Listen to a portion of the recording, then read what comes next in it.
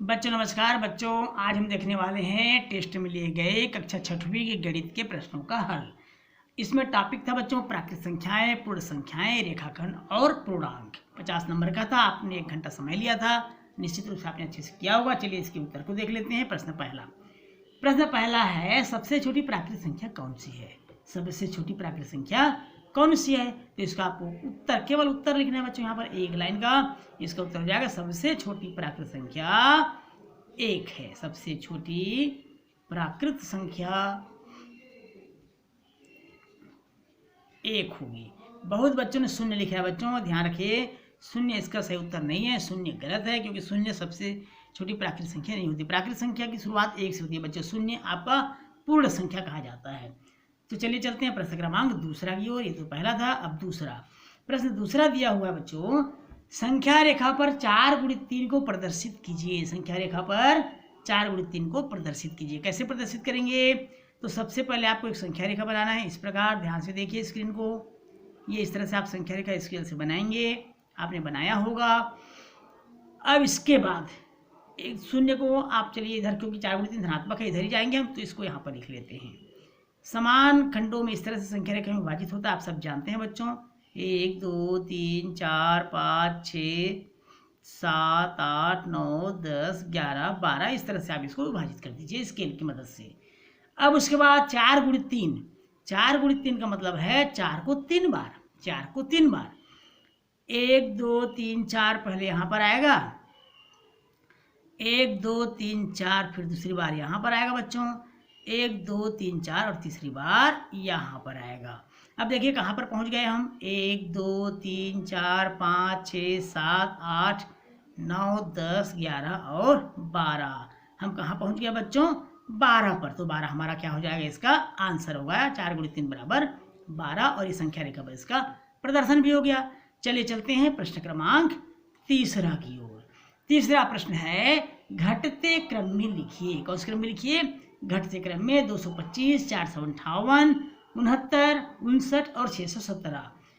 225 458 69 59 और 617 घटते क्रम में। घटते क्रम को डिक्रीजिंग आर्डर बोलते हैं बच्चों, अवरोही क्रम बोलते हैं। तो घटते क्रम में हम कैसे लिखेंगे? सबसे बड़ी संख्या को पहले। तो सबसे बड़ी संख्या कौन सी बच्चों? 617। इसे आप पहले लिख लीजिए। उस 617 से छोटी संख्या कौन सी है? 617 से छोटी है 458, इससे छोटी 225, ये देखिए बच्चों, उससे छोटी 69 69 और सबसे छोटी है 59। तो इस तरह से आपको छोटा हिस्से का बड़ा हिस्से का आपको निशान लगाना है और उत्तर को लिखना है। ये इस तरह से ये निशान है बच्चों, इसको बड़ा है से बोलते हैं और इसको घटते क्रम में लिखा जाता है। ये तो था हमारा आंसर। चलिए चलते हैं अगले प्रश्न की ओर। प्रश्न क्रमांक 4 है, निम्न माप की लंबाई के रेखाखंड खींचिए। 6 सेंटीमीटर, 5 सेंटीमीटर, 4.5 सेंटीमीटर और 2.3 सेंटीमीटर। तो चलिए देखते हैं इस लंबाई के नाप की रेखाखंड खींच लेते हैं। बच्चों इस तरह से आपको रेखाखंड खींचना है। ए बी 6 सेंटीमीटर जो पहला दिया हुआ था, सी डी हमने नाम दिया है 5 सेंटीमीटर, ई एफ हमने नाम दे दिया है 4.5 सेंटीमीटर और जी एच हमने नाम दे दिया है 2.3 सेंटीमीटर। इस तरह से 4 प्रश्न था, पहला दूसरा तीसरा और चौथा। ये चौथा के अंदर का 4 प्रश्न था, 5 नंबर का था।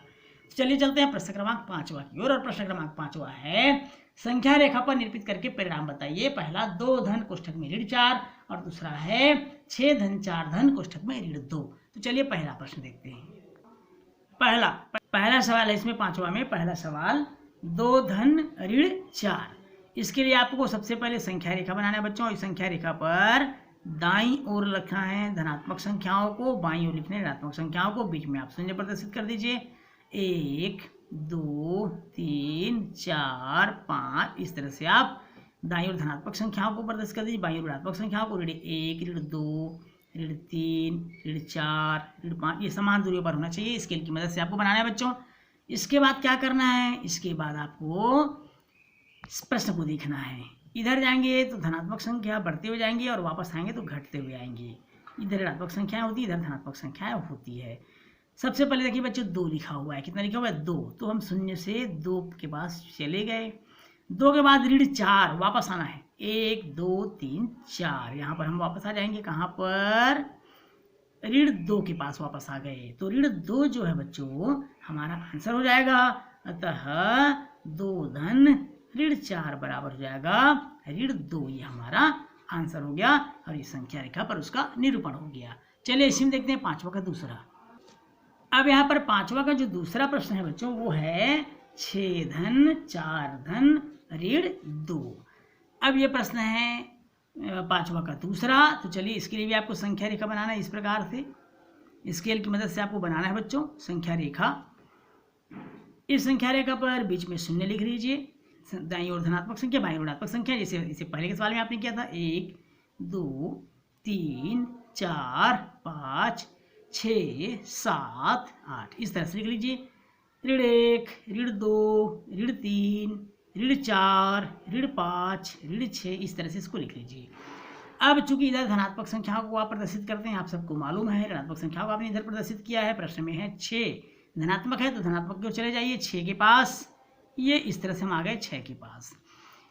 धन 4, इसके बाद 4 और आगे जाना है बच्चों 9, और ये इसको थोड़ा लंबा कर लीजिए 10, 9 10 11 इस तरह से आगे बढ़ा लेंगे। 1 2 3 4, अब ये 4 हम वापस चले यहाँ पर चले गए 10 के पास पहुँच गए। कहाँ पहुँच गए? 10 के पास। अब हमको ऋण 2 अर्थात वापस आना है, तो 1 2 हम वापस आ जाएंगे इस तरह से। कहाँ पर आ गए हम वापस? 8 के पास आ गए। कहाँ पर आ गए? 8 के पास। अतः 6 ऋण 4 धन ऋण 2 बराबर हमारा आंसर कितना प्राप्त हो गया बच्चों? संख्या रेखा में 8, और यही इसका आंसर होगा। अगर आपने ऐसा बनाया है तो आपका आंसर बिल्कुल सही होगा। चलिए चलते हैं प्रश्न क्रमांक 6 की ओर। 2 पूर्णांकों का योग 69 है, यदि उनमें से एक पूर्णांक 56 है तो दूसरा पूर्णांक ज्ञात कीजिए। चलिए देखते हैं इसका हल। 2 पूर्णांकों का योग 69 है। पहला पूर्णांक, उनमें से एक पूर्णांक दिया हुआ है, एक पूर्णांक जो प्रश्न में दिया है वो है आपका 56। दूसरा पूर्णांक नहीं दिया है, इसलिए दूसरा पूर्णांक हम ज्ञात करेंगे, तो इसको हम लिख लेते हैं प्रश्नवाचक चिन्ह। दोनों का योग 69 है बच्चों प्रश्नानुसार। प्रश्न से पहला पूर्णांक धन दूसरा पूर्णांक, और दोनों का योग है 69। पहला पूर्णांक अर्थात एक पूर्णांक दिया है 56, यहाँ लिख देंगे। दूसरा पूर्णांक हमको ज्ञात करना है बच्चों, मालूम नहीं है। दूसरा पूर्णांक बराबर हो जाएगा 69। इसलिए अब हम दूसरा पूर्णांक जब निकालेंगे तो 56 को पक्षांतर करना होगा। 69 में 56 को घटा दीजिए बच्चों। 9 में से 6 गया 3, 6 में से 5 गया 1, 13। तो ये जो 13 प्राप्त हुआ है ये इस प्रश्न का क्या हो जाएगा? आंसर हो जाएगा, और हमारा दूसरा पूर्णांक हो जाएगा जिसको हमको ज्ञात करना था। चलिए चलते हैं प्रश्न क्रमांक 7वां की ओर।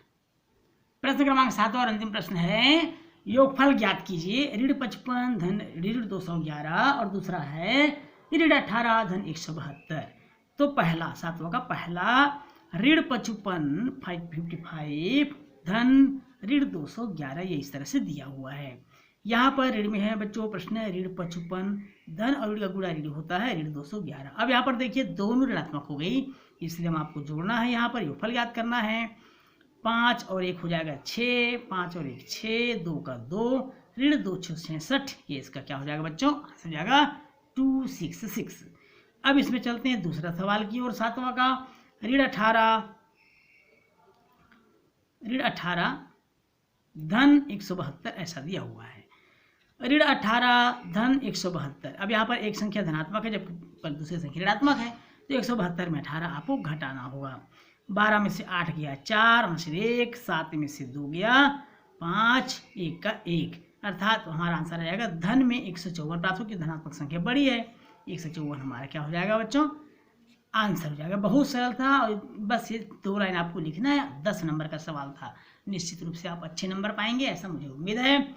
इस प्रश्न के साथ ही बच्चों आज का क्लास भी समाप्त होता है और आपका उत्तर भी नहीं समाप्त होता है। ये तो था कक्षा 6वीं में टेस्ट में दिए गए प्रश्नों के हल। वीडियो अच्छा लगा हो तो वीडियो को लाइक और शेयर करिएगा बच्चों। यदि चैनल में नए चैनल को सब्सक्राइब करना बिल्कुल नहीं भूलिएगा, ताकि हमारे सारे नोटिफिकेशन आप तक सबसे पहले पहुँचे। तो चलिए बच्चों, फिर मिलेंगे आपसे नेक्स्ट क्लास में। तब तक के लिए नमस्कार।